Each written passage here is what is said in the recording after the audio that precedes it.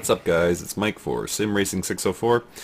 Welcome back to Assetto Corsa and part 2 of our Italian style series. So we're taking the new cars from Assetto Corsa that were released December 20th, 2017 as free add-ons, free DLC if you will, for Assetto Corsa. There's 7 cars in total. We went through 2 Lambos in the first video. And in this video we're going to go through some 4-seaters.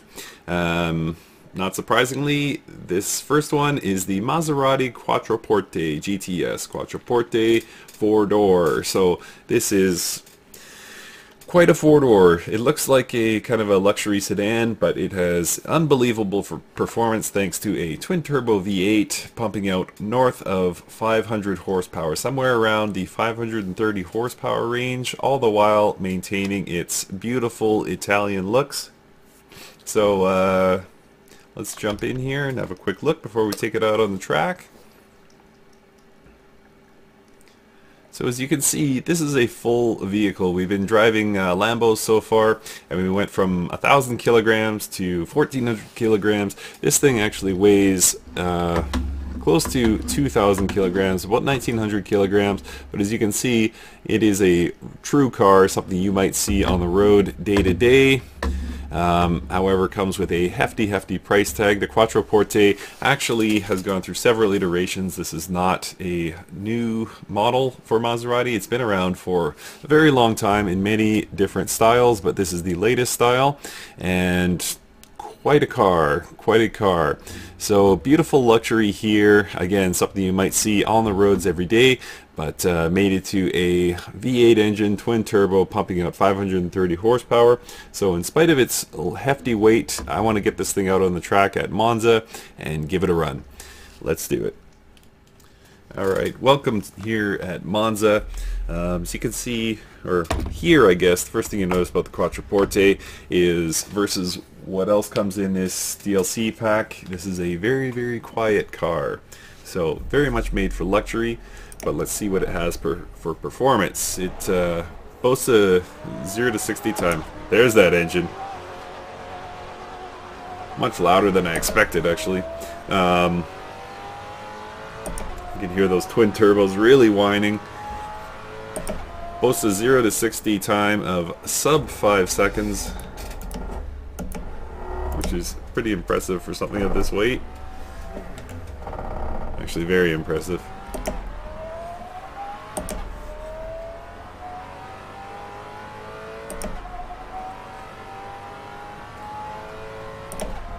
So having 3 of your friends with you in this car would be a trip. This thing goes, wow.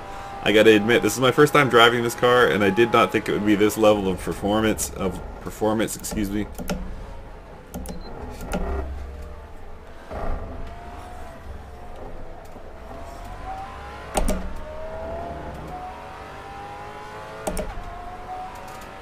And I'm expecting some understeer here. Not too terribly bad. Quite a bit of body roll. This is not a track car, but you wouldn't know it from the acceleration. Oh man. Already north of 200 kilometers an hour.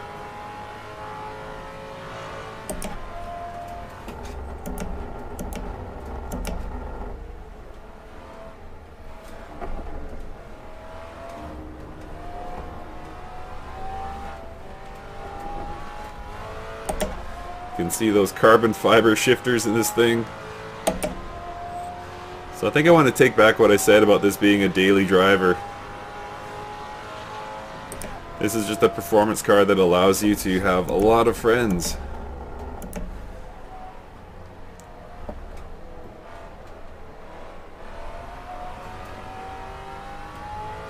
Bit of rear end movement there.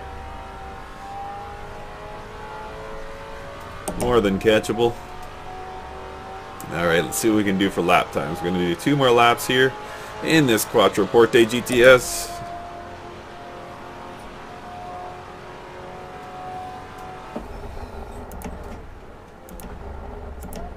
Gave myself too much braking room there.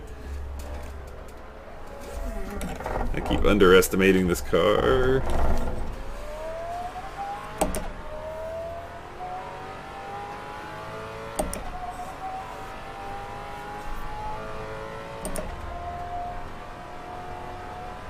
Gonna start to brake a little bit later.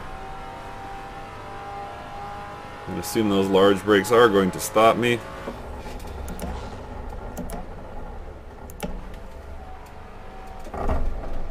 It still wasn't late enough. Lots of room for improvement on this lap, so we'll do one more, see if we can improve upon that.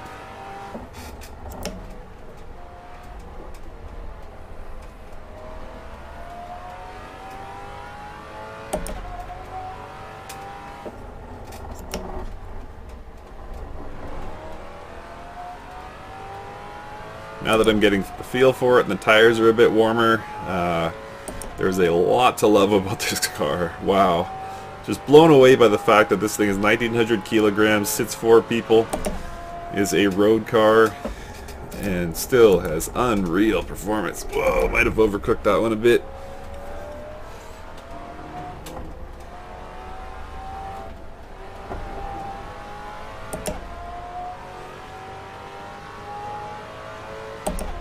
Hats off to Maserati. This one is blowing my mind. I can't believe how this thing performs.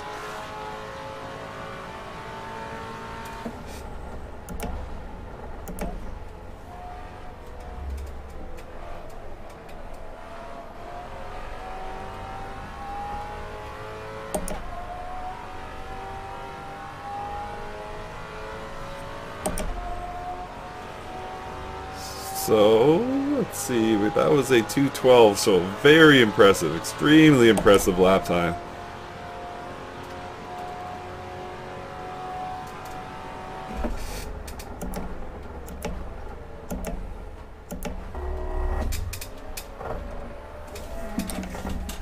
Oopsie. Lost it there. Not the end of the world. Definitely not going for a world record or anything like that. Just putting this thing through its paces, and I could not be more happy. I think this car will go largely ignored in Assetto Corsa, but should not be a totally recommend everyone try this thing. It may surprise you as it has done me.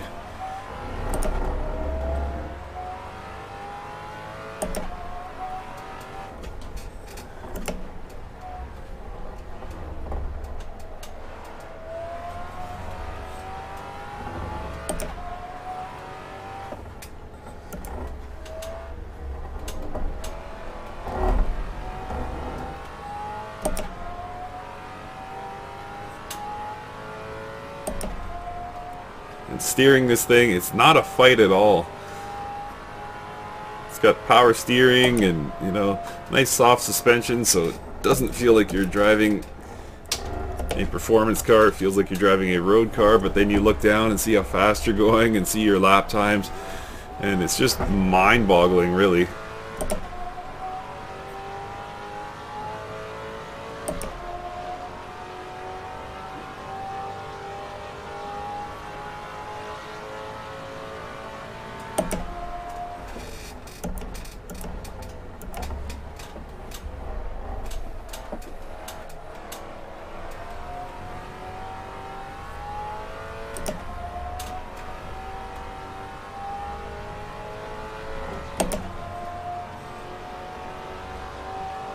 .200 kilometers an hour as we finish this lap. So pretty consistently a 2:12.6 and a 2:12.8. So impressed by the Quattroporte. It's big, it's heavy, and it goes like heck. Alright guys, let's jump into the Alfa Romeo Giulia. Alright guys, back here in the showroom with the Alfa Romeo Giulia Quadrifoglio. So Quadrifoglio actually means 4-leaf clover. You can see that 4-leaf clover on the side of the car here. So it's a good luck symbol, obviously, and no luck needed with this thing. This is just a you know, really high performing car guised as an almost everyday driver. I will say that the The computer render of this car doesn't do it full justice, unfortunately. This is the only car of the new DLC pack that I have seen in real life, and I can tell you the Giulia is beautiful. I saw it in this exact color, and the way it shines, the way the black interior pops is just unbelievable. This is an eye-catching car. By all means, not to discredit Kunos, I think they've done a wonderful job with this car, but there is something to be said for actually seeing this car in real life. So, wonderful styling on this thing, and as I said, the performance is just off the charts. It's available, this Quadrifoglio version is for about 75,000 US, so not in my personal price range, but at the same time, there are a lot of people that could afford it. Unlike something like the Sesto Elemento, where there's very few people in the world who could actually own this thing. So the base Giulia, I believe, starts around 50,000, so not too bad, but you will not get this performance. Speaking of performance, this thing generates about 500 horsepower, a little north of 500 horsepower, although it has seating for 4. As you can see, it is a stick shift here, manual, with the clutch, and yeah, just a fairly basic interior, nothing too eye-popping. We just took a look at the Quattroporte, and it was much more of a luxury-based car. And then we took a look at the Lambos in video 1, and they were just, you know, straight performance or stripped down bare bones. This one much more probably unremarkable, but as I say, in real life it does pop. But where this thing shines is on the track. So without further ado, let's get out there on the track. So, as promised, here we are actually getting a CPU warning. That's interesting. On the track here at Monza, in this Giulia. So, I'm going to cheat a little bit. Unfortunately, that lovely stick shift will have to sit unused. One of the trade-offs for having a direct drive wheel with 2 USB ports, what am I trying to say? A virtual reality headset with 3 USB ports is that you run low on USB ports. So unfortunately, I do not have space for my TH8A shifter at this time, but paddle shifting is what you'll get, so we'll just have to live with it. So nice looking interior. Again, nothing too special, but for 75,000, you're really going to have a tough time beating the performance, and the interior is no slouch. So most importantly, let's get out there on the track as I disgrace this Alfa Romeo with my paddle shifters, but too bad, so sad.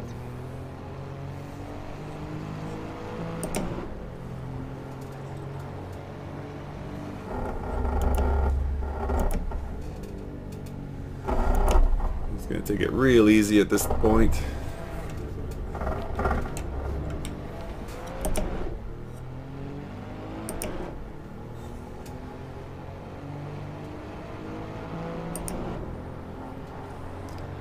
Now, handling wise, this thing is very sharp. Feels great to whip around this track.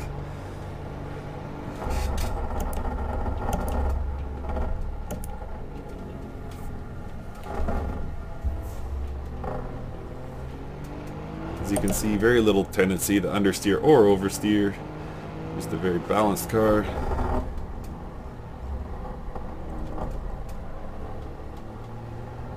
Oh man, love this performance. Love the handling characteristics of this thing. As you can see, there's a lot more room to be done in terms of pushing this thing. Do a couple more laps with warm tires. Let's see what we can squeeze out of this thing. I am expecting it to be in the low 2-minute range, probably about a 2:05.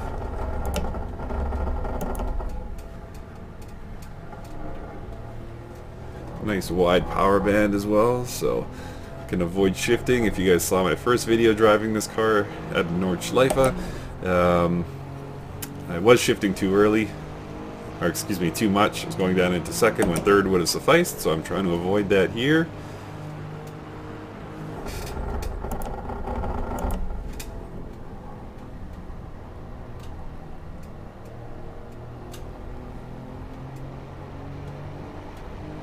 Alright, and we are away.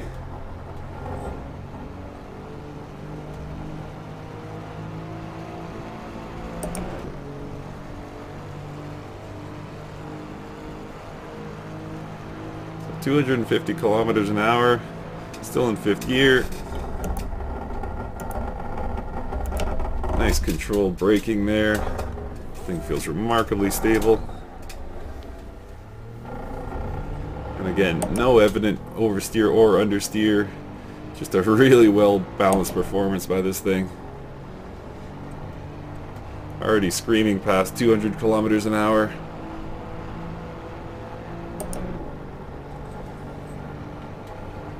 You just have to kind of step out and remind yourself that this thing is a everyday driver and costs well under 100,000 US dollars.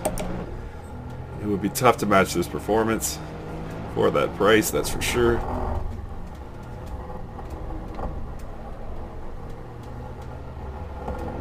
I just can't get over how well this thing corners.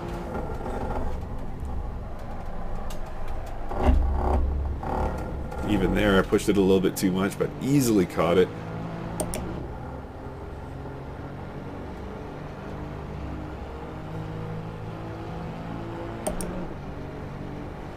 And that kind of throaty downshift sound. I love that. Shout out to Kunos on this one. Amazing, amazing vehicle. Whoop, too much there. Overcooked that corner just a tiny bit.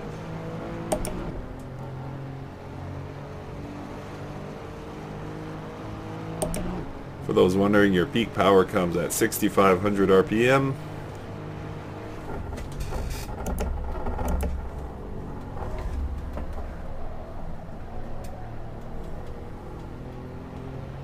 So we'll do one more lap in this wonderful, wonderful machine.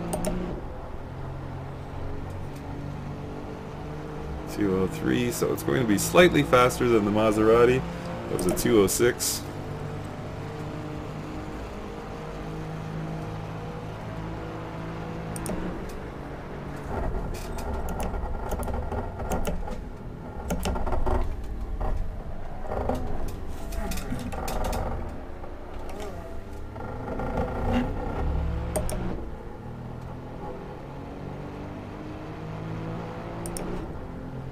So I think there's some tuning to be done in this thing, assuming it's adjustable.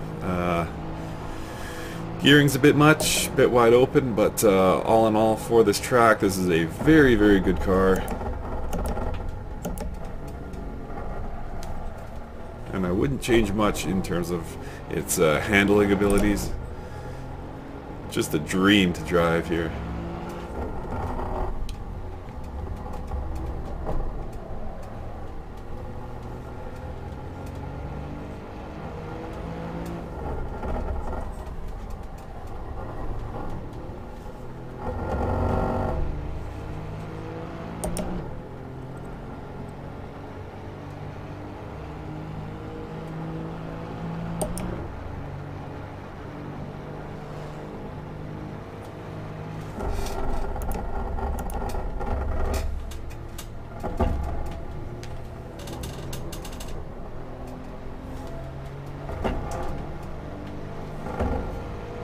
So impressed with this thing, unreal.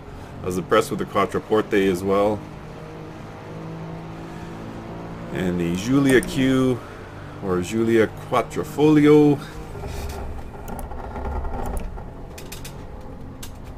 is no slouch either. If I can convince Alfa Romeo to let me test drive it, I just might have to drive this thing in real life.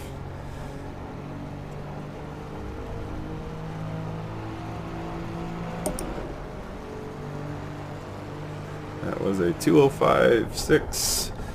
So again, under $100,000. How are you going to beat this performance? So impressed with this thing. Wish I had my stick shift so I could really give it a run, but unbelievable, this Alfa Romeo Giulia Quadrifoglio.